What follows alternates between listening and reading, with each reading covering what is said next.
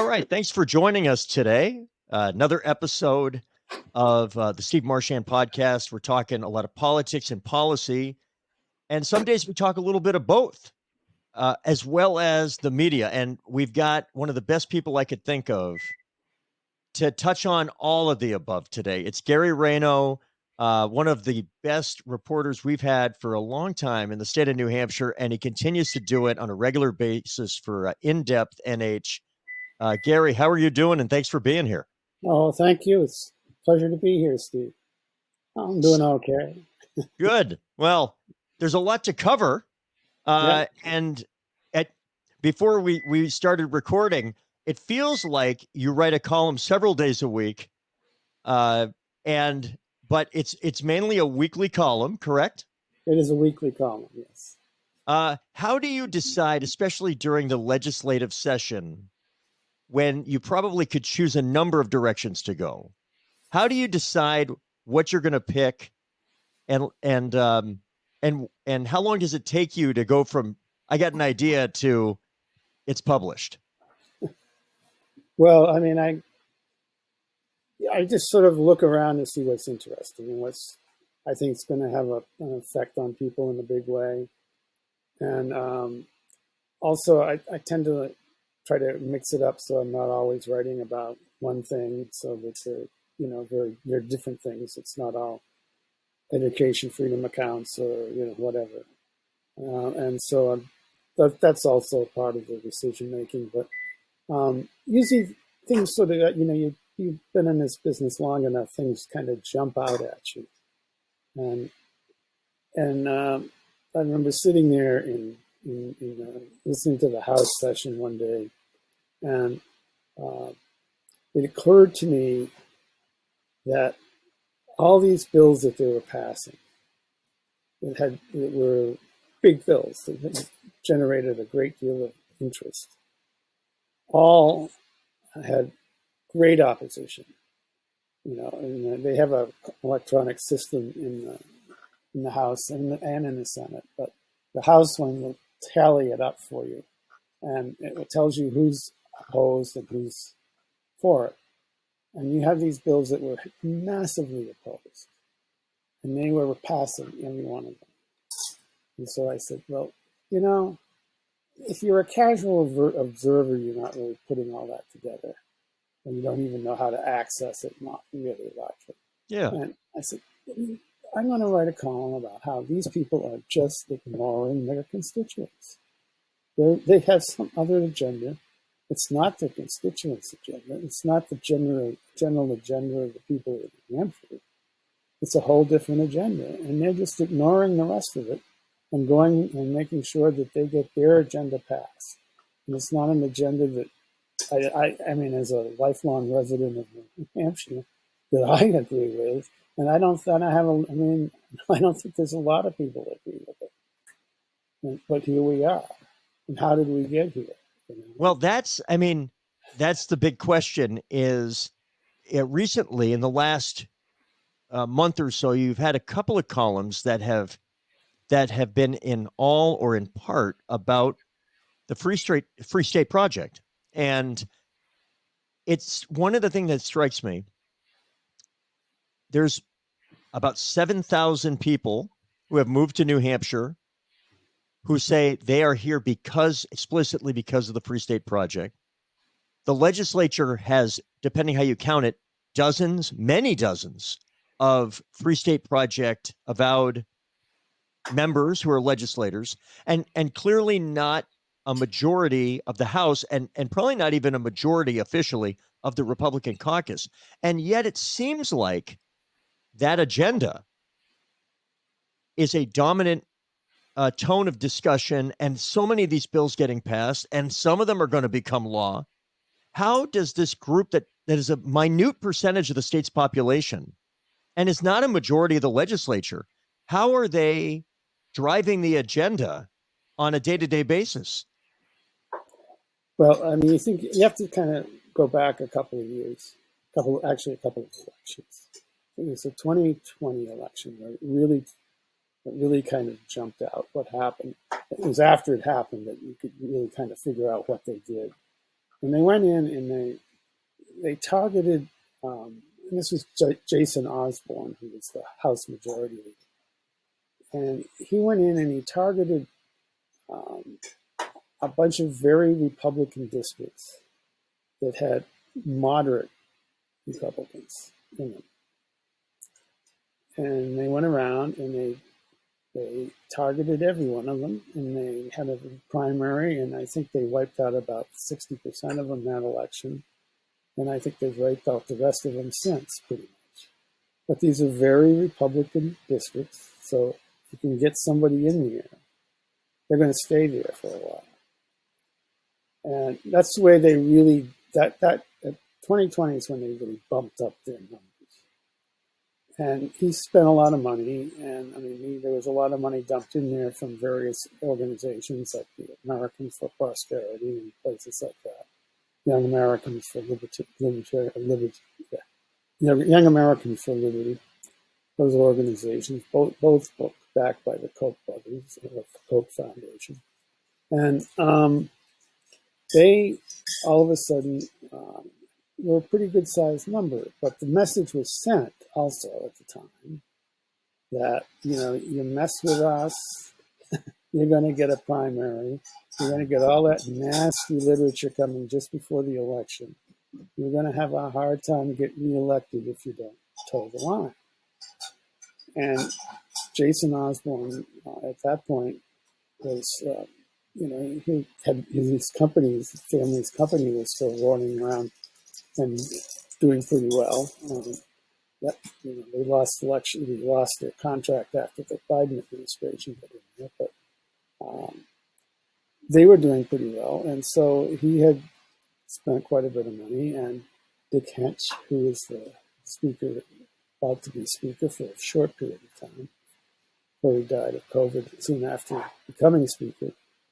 You know, Jason had done him a lot of favors by getting those people in, and he was made the majority leader. And since then, he's run it with an iron fist. And you know, if you don't toe the line, you get removed. I mean, he's removed. They've removed a couple of chairmen because they didn't vote the way they wanted them to vote, and it's, you know, and that's how they got where they are now. And you know, and it's also you know, the Republican Party has been kind of disorganized over the years, and it hasn't been particularly strong. And a lot of the people who used to fund it, you know, the Tom Raths of the world and the Tamposis and the Scavilles and those people and Steve Dupree and those guys, they weren't funding it anymore because it had taken a right turn. And they didn't have a lot of money in some elections where the Democrats did well. That was a while ago, but they didn't have a lot of money. And they were looking for money, and all of a sudden there were all these streams of money that were coming in from the far right. And as a result, the party really, you know, became part of the mega movement and the, you know, the libertarian movement. And the Democrats really haven't been able to do much about it either because they have been kind of weak. Well, so that last point, in the last few weeks, I was doing some event with a group of Democratic activists, and somebody asked why are the Free Staters continuing to grow in their power? And it seems like it reminded me a little bit of how Donald Trump, who's not a Free Stater, of course, but how he started off as somebody the Republicans thought that they could harness. Let's get his supporters in. Let's get whatever popularity he can get in. And then we'll get the Romney, Paul Ryan-esque, old school Republican, you know, we'll get our tax cuts. And then we'll be able to push back the MAGA part. And obviously that's not what has happened. The party eventually keeps thinking it could control the beast. And eventually the beast takes over the party, and the Republican Party is now MAGA.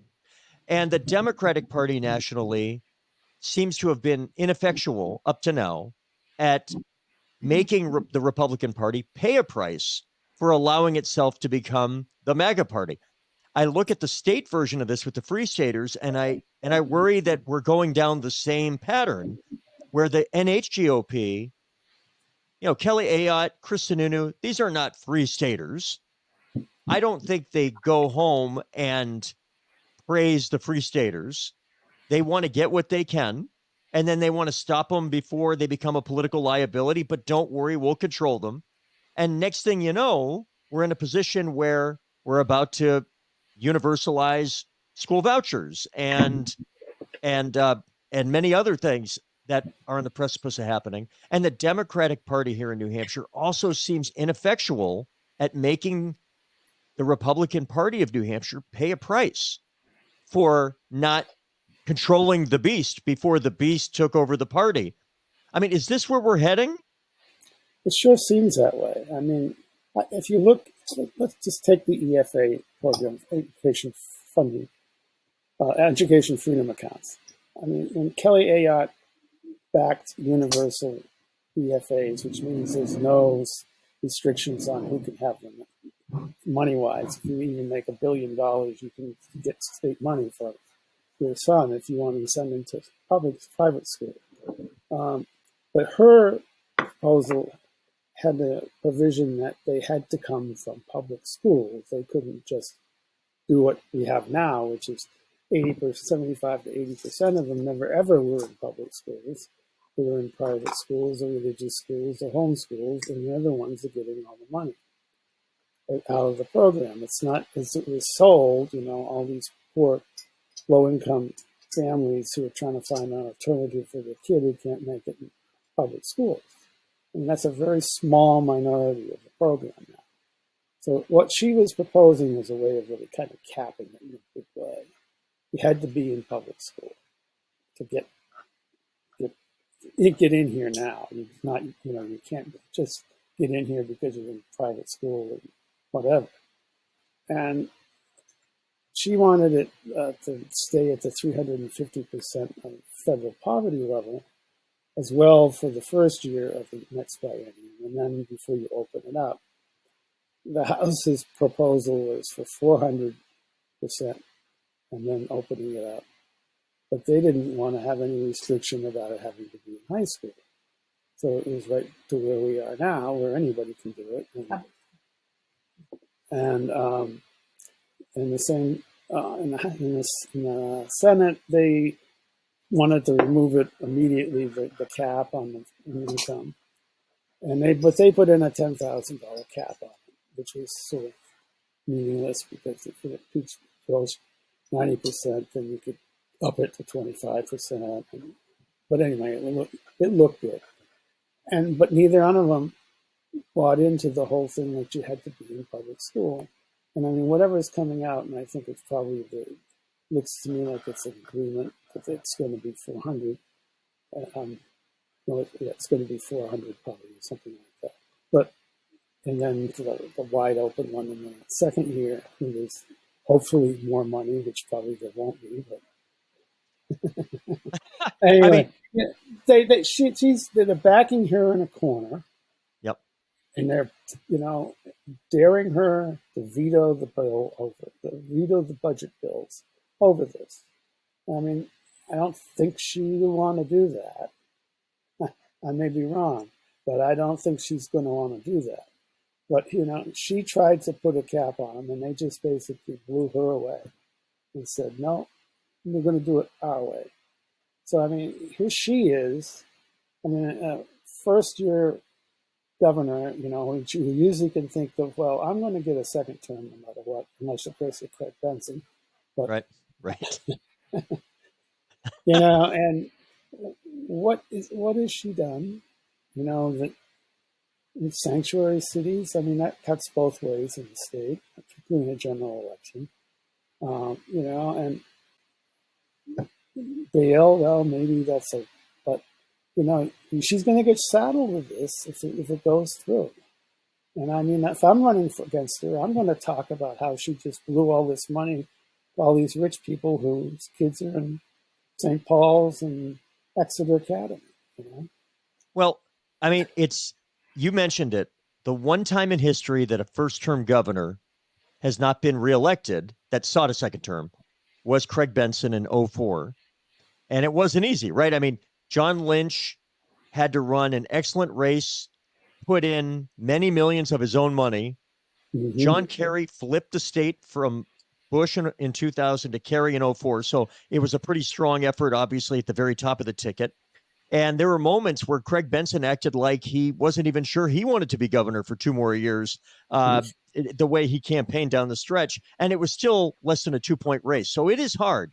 But one of the arguments that I make, self promotion moment, stevemarchand.com for my Substack. The latest column is really get rhymes with what you just said a moment ago, that Governor Ayotte, even if she doesn't have some kind of a gaffe or some big error, and she's pretty steady as she goes in this regard, right? She's not going to say lots of outlandish things. She's not going to make a lot of big mistakes. She's also not going to be at the kind of high point of a guy like Governor Sununu, who had a certain charisma that was able to read what I would almost describe as New Hampshire centric pop culture moments to be able to inject himself in a way and raise his likability. Kelly, who I personally have found, I have found to be a nice person in my personal dealings with her over the years, but is not somebody who is going to rely on charisma the way that Chris Sununu did to try to elevate beyond the Republican brand. And UNH just released a poll, as they do every month or so, that showed that in the month of May, her net favorability, the favorability versus minus unfavorability, is at a pretty underwhelming 8, 49% approval, 41% disapproval. If you look at Lynch, Hassan, Sununu, and certainly most governors back in, Gregg, Merrill, Shaheen. Shaheen, really Benson's the one outlier. Most of them had very low disapproval ratings at this point, in part because folks were still getting to know them. So they would commonly have 20% disapproval, 25% disapproval. Kelly, who has not made some glaring error, is already at 41% disapproval.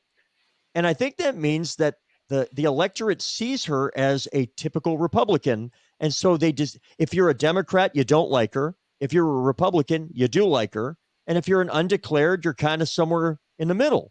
And that leads to a pretty neutral favorability, which I think, with all the baggage you've just described, puts Democrats in a position to at least compete in 2026 for the governor's seat if they treat it like something worth competing for. And the history, Benson aside, often dissuades people from thinking that this could be competitive. But the data suggests some of this baggage could create a door to at least create a competitive environment in 2026. And the budget's going to be done in a few weeks, and in a lot of ways, the cake is baked. And then we got a year and a half of looking at what happens. I mean, you've been around for a long time. Do you see that history of non-competitive reelects colliding with a changed political environment? How do you see it going if you look at the next year and a half, just broadly in terms of the politics in New Hampshire? I think it's. I don't. I mean, I'm looking around and trying to see a Democratic candidate for governor who um, has the ability to move in there and make things happen. I don't see that right now. I don't also. I mean, I think it's you can't underestimate the ill will that's being generated out of Washington at this point. I think against the Republicans, and it looks to me it's an opportunity. It's a great opportunity, but I'll tell you what I think will happen, Steve. Yeah. I think the Democrats will spend all of their time getting Chris Pappas elected U.S. Senator, and they won't care about the Democratic race for governor, which would be a shame because I mean, I think you're absolutely right. If you had a really good candidate in there, you could at least make it competitive so you're not killing everybody down ballot, which is what's been happening sometimes. But I think that's what they'll probably do. It's a Democratic Party, but the focus will be on keeping the U.S. Senate seat. And that is consistent with the last 10 to 15 years of how this stuff goes. And there is no state in America by the numbers that has seen as consistent a gap between how the Democrats do at the federal level races, including presidential electoral votes, Senate, and Congress, and how it's been going at the state level. And I don't just mean governor. You can have a guy like Phil Scott in Vermont who can wildly outperform any other Republican in the state of Vermont. But if you look at the legislature in Vermont, it remains Democratic. It's not a party thing, it's a Phil Scott thing. But in New Hampshire, it's not just a Chris Sununu thing or a Kelly Ayotte thing. It's been multiple governors with a legislature that most of the time is also Republican and an executive council that's regularly Republican majority. So it's this distinct brand distinction that people seem to be making in New Hampshire, that they like their Democratic federal folks and they prefer their Republican choice at the state level.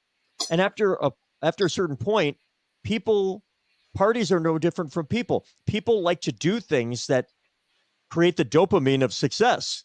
Mm-hmm. So, right, like if you know that you tend to win federal races, you tend to want to focus on the federal races. And if you know you win the state, same thing. And I do worry about exactly what you're saying. There is a ability to walk and chew gum element that's going to happen here. And if one of the two parties can figure out how to do both levels well, I mean, there's a game changer. It's early, but I do fear that as well. And I think too. I mean, part of the problem is particularly this legislature and this executive council are very. I mean, state senate and the executive council are incredibly gerrymandered, and you almost can't get Democrats elected to either a Democratic majority in either one. And you probably could in the House, but even that's difficult, more difficult than it really should be because it's gerrymandered to a certain extent. It's hard to gerrymander at 400 seats. A little harder to gerrymander at 400 seats than 12 or 24. But it's still gerrymandered, particularly in the flotorial seats. Yeah. And the council, to your point, it is remarkable with the executive council and the Senate, back when they drew the maps up in 2021, I guess. It's funny. The Republicans made a conscious decision based on the numbers. They could have had more seats that would have been very red, but would have increased their vulnerability in a relatively Democratic year to losing majorities. But they didn't do that. They drew up more districts in the Senate and the council that were marginally red, not like light red, but that middle red, where unless it's a 2018 mega blue wave year, there's a seat in Bedford that Democrats got pretty close with a pretty strong candidate in Matt McLaughlin, and Matt ran a really good race. He outperformed by the metrics what other Democrats were doing in Bedford and so forth, but he still lost by, I think, about 3 or 4 points. And there were 4 or 5 races like that, these suburban districts that on paper, Democrats are doing their best in the suburbs. Like there's a seat that's Hollis, Brookline, couple wards at Nashua, Ben Ming, good guy, good candidate, but they put in enough super red, smallish towns like a New Ipswich that take what should be like a little lean red, and it makes it just redder enough that it takes a real wave year to overcome it. And it means that the ceiling for Democrats in anything but the biggest blue years is like 10 out of 24. And the Republicans know it. And right now it's 16-8. So that, that's the control. It was a very skillfully drawn map. It was. And it's frustrating. By the way, it makes it harder to recruit candidates after a while, Oh yeah, right? You're like, it's hey, not, go it's for not, it. And they're like, well, what? Am I going to win?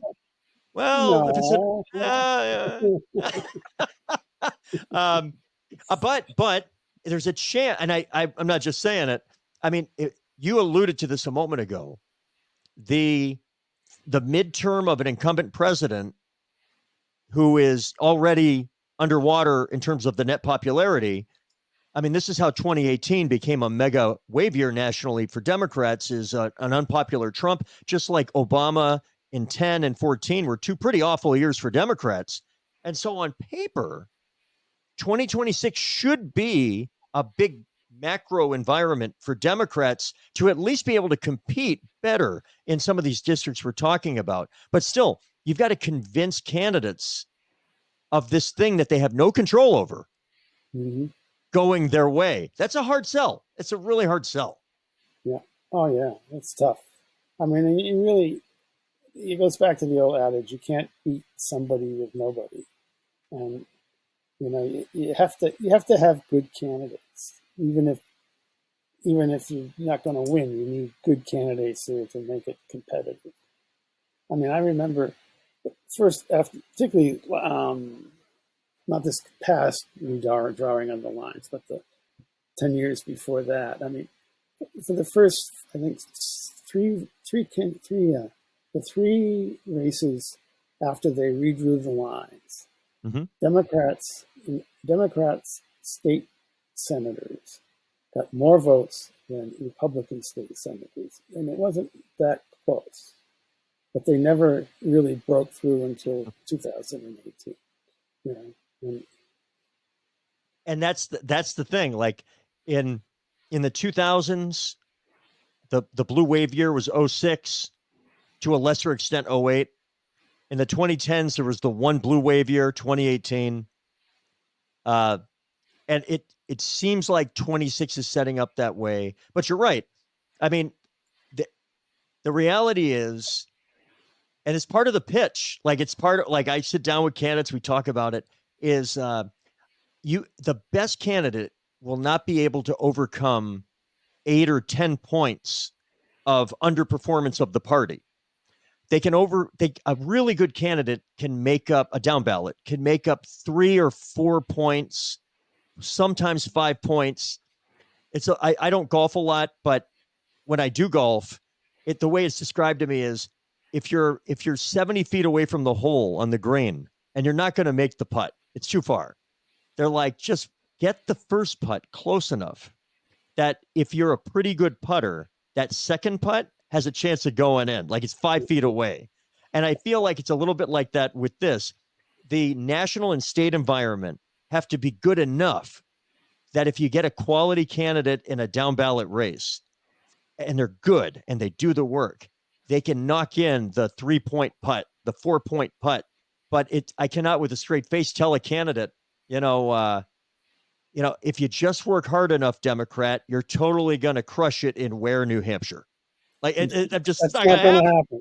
It's not going to happen. And if you're not honest about it on the front end, then they're really mad at you on the back end when they lose by 24 points, and they're like, "You said I had a chance," and you know damn well they didn't. And that, by the way, if a good Republican should be saying the same thing to a well-intended Republican in Portsmouth or Durham, they should be having Right. the same conversation, you know. Yeah. But sometimes I'm not sure they do. It depends if they're going to get paid. Another topic I want to touch on is, and there's clear, all this is touched by Free State, but it's much bigger, and you've been around to cover this. One of these days, we may hear from the courts on an appeal relating to how we fund education in the state of New Hampshire. And it's the same song, for 30 years now. And it seems that the courts could every time say you are not legally in compliance with the state's support of public education. And then, and honestly, if we're being honest, whether it's Republicans or Democrats in charge at a given moment, doesn't really seem to move a whole lot and then it gets more or less ignored. And then eventually somebody sues again. We do this again. And it seems like we're on the precipice of another moment where the legislatures and the governor is going to have to pretend they're doing something while generally ignoring it.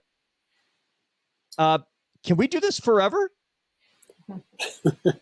That's a good question, Steve. I think you have to kind of step back a little bit before Claremont and look at New Hampshire in a more general way. And if you're really honest about the state of New Hampshire, and you realize that there's two states of New Hampshire. There's the wealthy state of New Hampshire. We are one of the wealthiest per capita states in the country, and I mean that's largely because there's some incredibly wealthy people who at least say they live here, so they don't have to pay income taxes, right? But if you're poor in New Hampshire, it's not that pleasant a state to live in. And that's what we're seeing. I mean, and that's sort of the background behind the Claremont school decision, which was, we have towns that would be able to provide wonderful education to their students, have wonderful facilities, and we have communities that just can't afford it. And they're not providing a wonderful education for their students, and they're driving property taxes through the roof. And the other side of New Hampshire is that we are so reliant on property taxes to fund so much of government, particularly schools, but also government in general, beyond the state house. And so when it finally came down 30 years ago about, the state Supreme Court said, you can't do this anymore. You got to provide education for every student in New Hampshire, and you got to pay for it. And you got to pay for it with taxes that are basically that aren't using widely varying rates from one town to the other. It's got to be everybody paying the same, because the Constitution has this clause that says reasonable and proportionate. So that was the decision, which was landmark decision, and it really,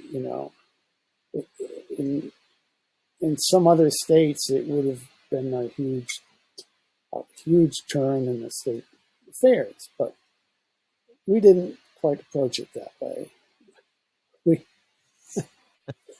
We approached it. We had a Democratic governor, Jean Shaheen, and I mean the first thing she came up with the ABC plan, which was like nothing really changes, And the court said no.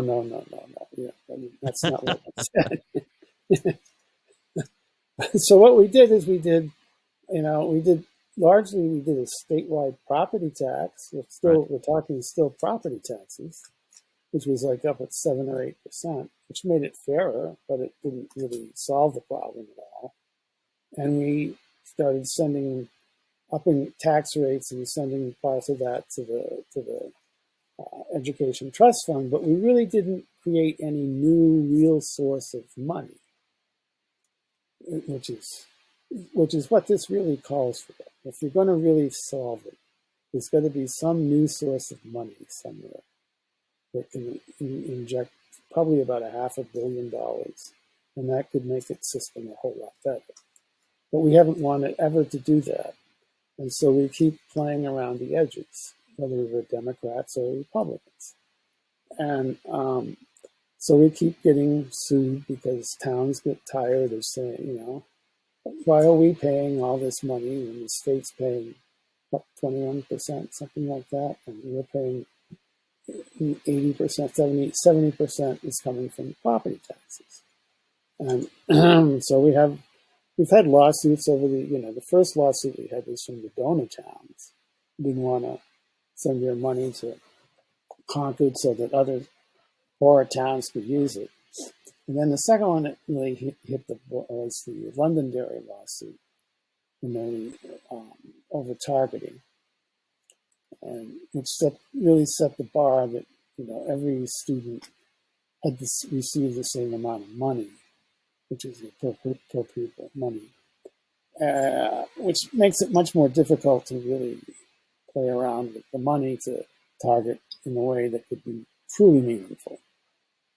And now we have the Conval suit, which basically said, you're asking us to pay a whole lot of what the state's supposed to pay.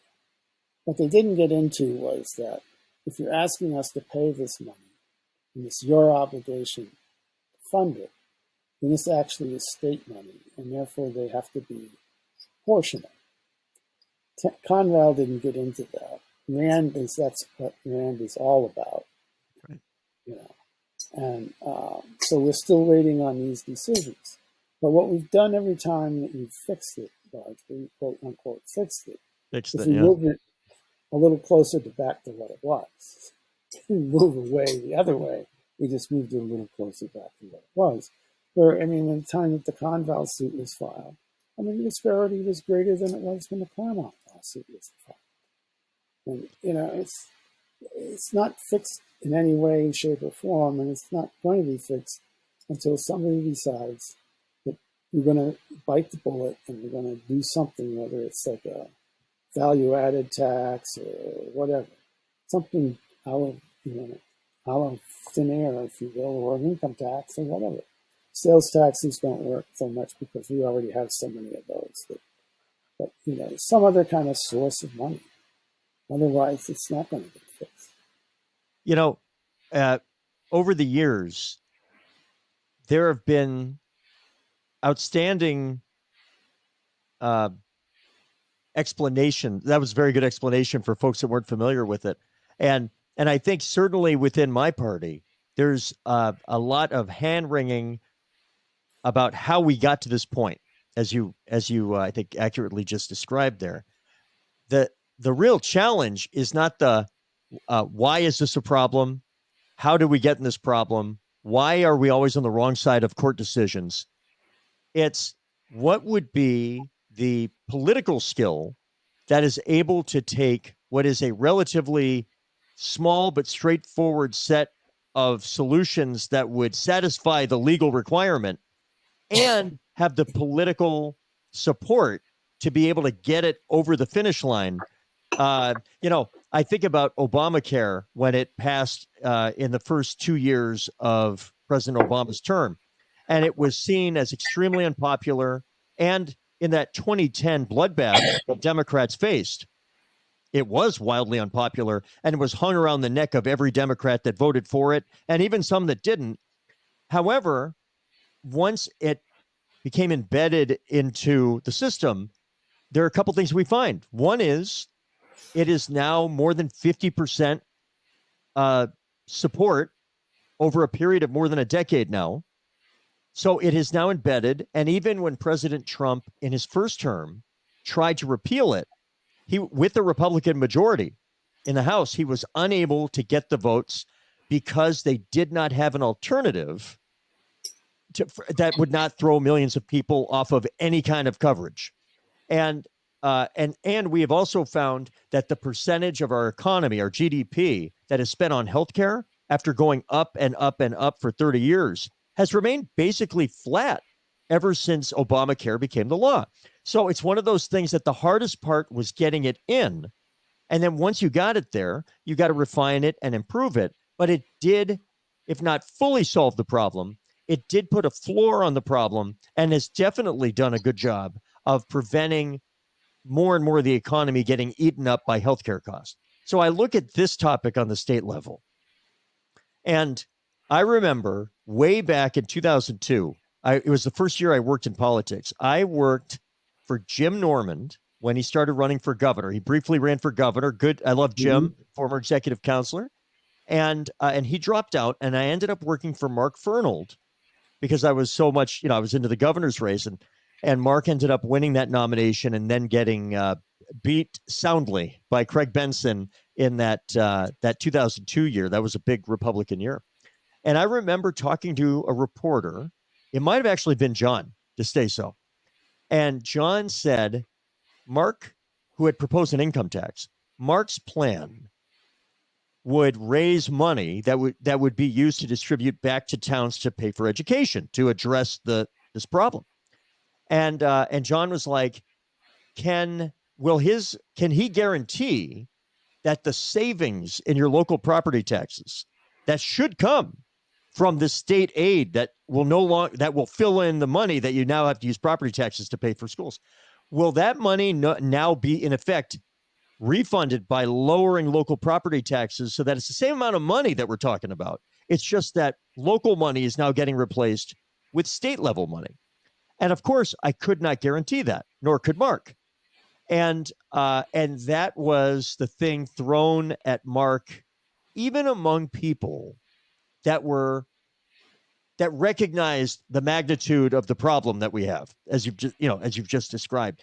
And so I tell folks, I'm like, if you can figure out a way to replace the money that's spent, rather, so it's basically net zero in terms of total state spending on education, but replace a lot of the locally driven money with the state. That's the only way I can imagine even beginning a political argument that has a chance of getting the support. And I'm not sure that anybody has successfully done that yet. No, I don't think. I mean, it's almost impossible to do that. How do you say, well, you can't raise the town portion of the tax rate in your town because we're trying to make sure that we keep the property taxes low, and we need roads. We need to pave roads, and right. If you remember, Steve, maybe you probably when they first put this in, Manchester received a ton of money, and Nashua also received a ton of money. Nashua put its money aside because they knew they needed to build a new high school. Mm-hmm. Manchester basically offset, city government expenses with the money. They lowered, if you will, what the taxpayer had to pay, but it really wasn't going to education. It was going to fixing the roads in Manchester and the sewer system and all this and that. And, yet you had Nashua, who was at least forwardly thinking, I'm going to have to build a public high school here. I'm going to have to, this is money we weren't expecting it. What can we do with it? So, you can't really dictate to what people do. And I mean, they all have their own reasons for doing what they do. But you can put in a constitutional amendment that says it can only go to education trust fund. And I think Mark was proposing that. If my memory is correct, I think that was Mark's response to folks that on this part of the issue was, well, I'm going to push for a constitutional amendment, and when I win, it will be because people clearly are willing to be much more forward thinking. And then he got 38%. Whoops. Yeah. Well, little problem. Now, but here's the thing, Gary. The led by the Free Staters and some other Republicans, I never thought in my life that it would be libertarian Republican types who would be the ones to propose a cap on how much towns can spend per pupil as a means of trying to kind of deal with this broad problem in a very backdoor way. With a sledgehammer instead of it. Yeah. That's what blew me. I mean, libertarians proposing a statewide cap on something. I mean, I thought we wanted less government, not more. And that what we're talking about is the right hand of power slamming down on the towns and the school districts and everybody else and saying, no, you're not, I mean, that's what got me. It's what got me thinking. I'm like, if libertarian types, and again, Free Staters and other, what I'm going to call sort of Republican classic, I guess, or whatever you want to call it, non-Free State, but, old school, conservative, whatever, that if you think putting a cap on, 10% of the telling Bristol, New Hampshire, how much they can spend per pupil is in bounds, then I guess we can tell them that they have to reduce their property taxes by the amount that of additional new state funding. Like, can we do that now? Anything, all kinds of things that I thought that if a Democrat or a progressive or a liberal ever proposed them, they would get politically shot. Right? They would get penalized with sub 40% numbers. Are now the most conservative legislators who are the ones pushing hard on it. They're not just trying to sneak it in. They're out front talking to press about it, using rhetoric about a leash, needing to put a leash on local governments. It's sort of like in the Trump era. It's very hard now to describe the world of politics in a traditional conservative versus liberal choice. It's up is down, down is up. And I feel like at the state level, we may be entering a phase like that as well, if this is the sort of stuff that's going to get proposed. Oh yeah, I mean it makes no sense at all in our world. It makes no sense at all. But it just the same people who always talked about overreach of government are now the biggest overreachers there, who are trying to put the hand of the state government into every classroom in the state, and into every town hall in the state. And it's just amazing. We don't want you to be able to determine how many cars an apartment needs, or right. You can't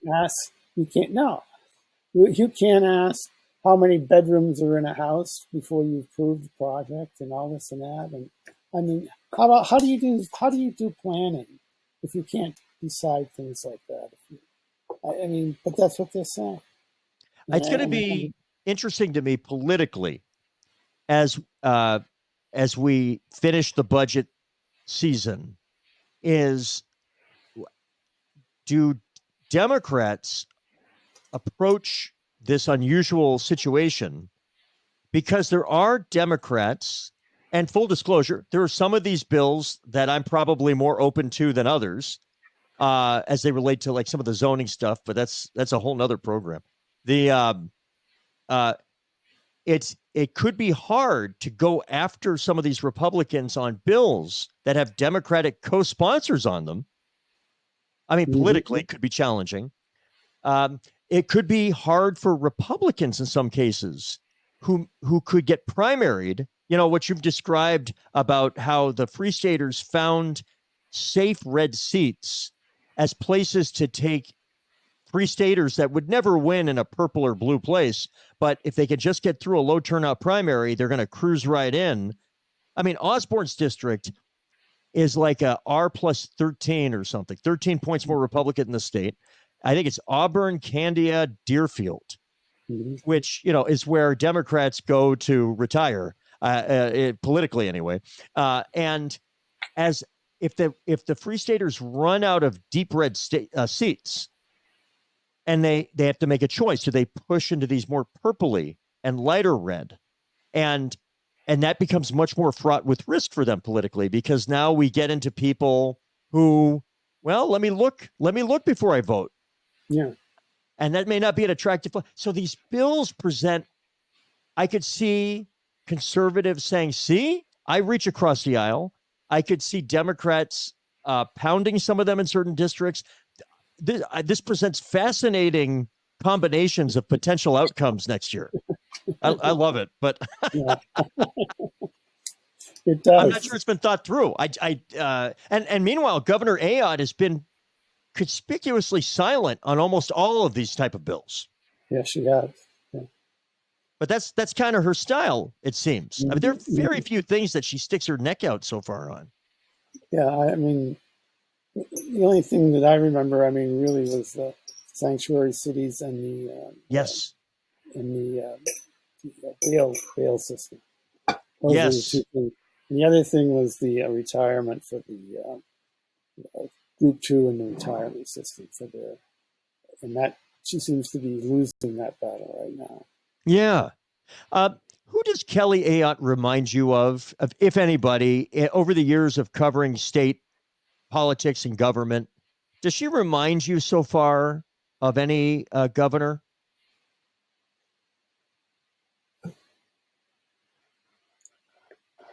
Not really. I mean, if I would pick one, it might be Maggie Hassan a little bit, Huh. because she was another one who kept things pretty close to her vest before she ever. And she didn't pick a lot of fights, but she had a small agenda, and tried to kind of I mean, much like Kelly, she kind of want to control things, but not it doesn't work that way,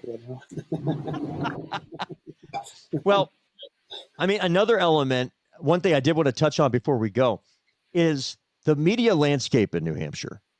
Obviously, you and your career and me and what I like at following the public sector, politics, government. I love staying local, but the changing media environment, you've had to change with it yourself, right? In your career.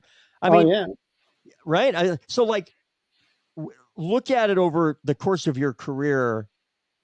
What has been the impact on the way politicians have to operate as media have changed in this state over the last, 25 plus years?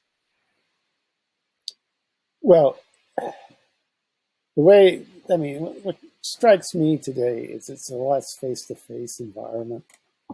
The media and whoever they're covering. Um, Most politicians today, they don't really want to talk to the media directly. They'd rather put out a statement and something like that, and that's all I'm going to say. And which is, not the best way to be dealing with complex issues if you're trying to find out the nuances and things like that. Um, and it used to be. Let's just step back and say that the state house used to be a lot friendlier place, Hmm. um, where you'd run into people in the hallway and you could just chat with them and find out stuff, and it was a much more congenial attitude, and it's a lot more confrontational now. You don't see often majority leaders would wander into the press room and kind of let you know what they were thinking and where things were going. And I mean, you don't see that kind of stuff now. And you had certain people you could turn to and find out this, that, and the other thing. And it's not that sort of situation. So if you're a political candidate, you're being told to control the media, control the message. Don't let them mess the message up, even though it probably needs to be messed up. Well, I mean, who, uh, the press room at the State House, uh, when you started, how many different media outlets had a State House presence?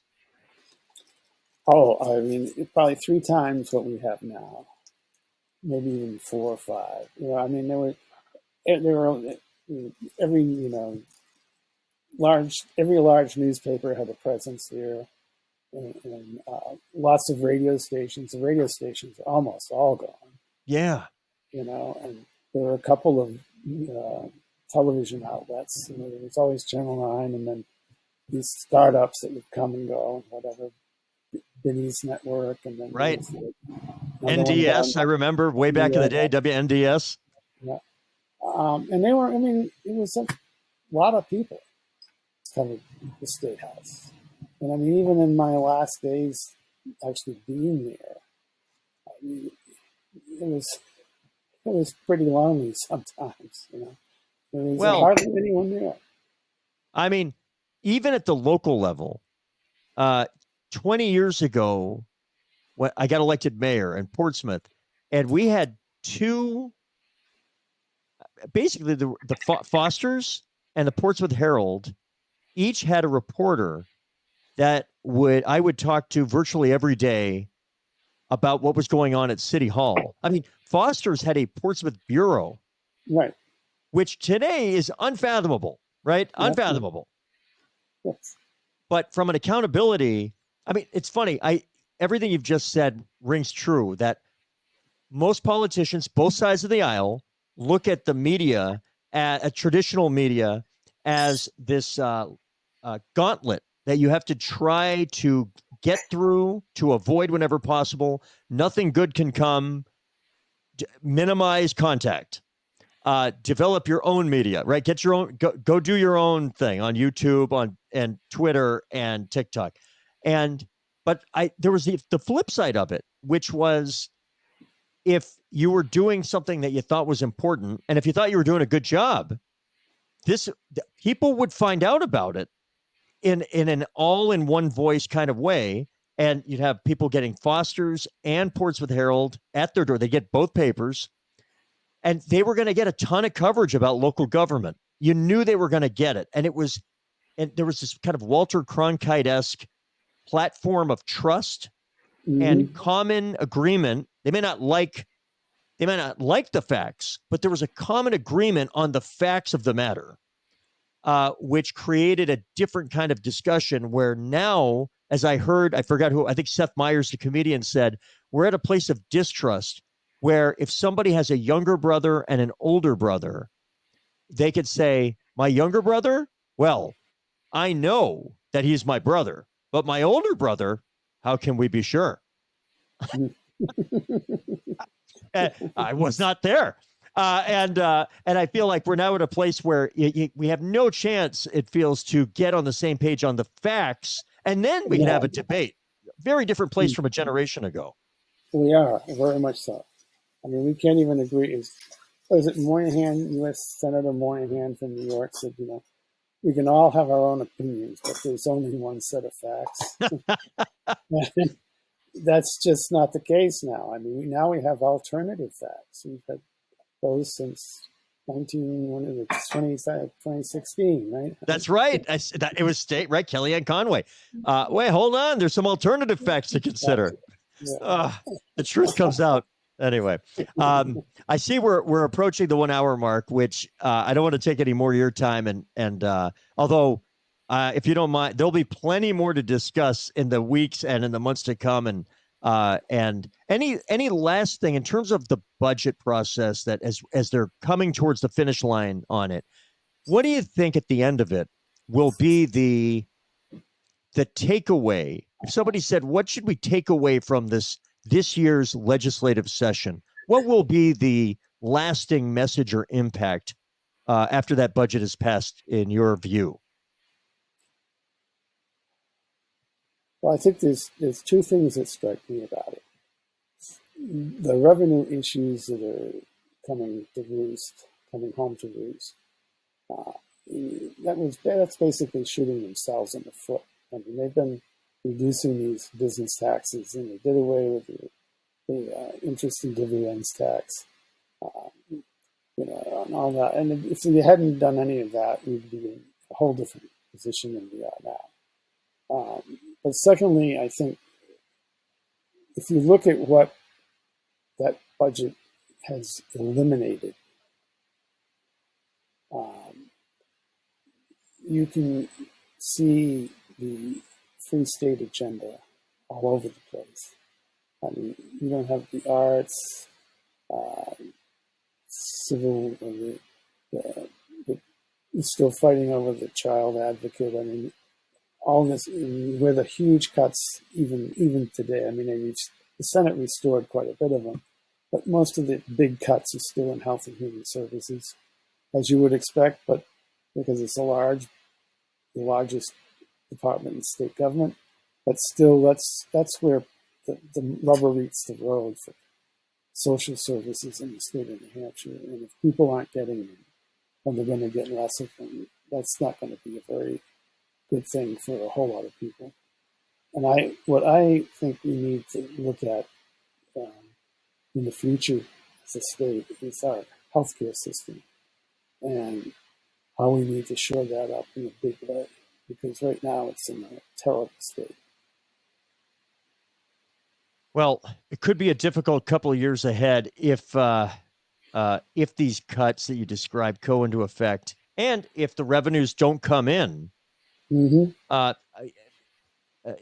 and of course, we will be in the political season before you know it. And I do think that if and when the Democrats emerge with at least one gubernatorial candidate sometime presumably in the months to come, that will begin to provide an opportunity for a shaping of a critique of the 6 months gone by.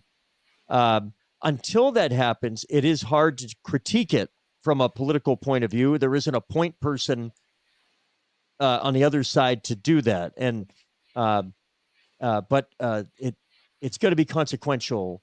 And I'm glad that you are there to help cover it, because if you don't do it, it either won't get done, or it's going to get harder and harder to find the information if you want it. So if the folks want to read your work and that of your colleagues, let them know where can they find you.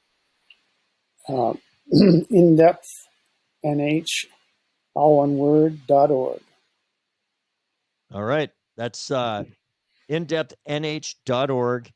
Check out Garry Rayno. Garry, thank you so much for taking time today.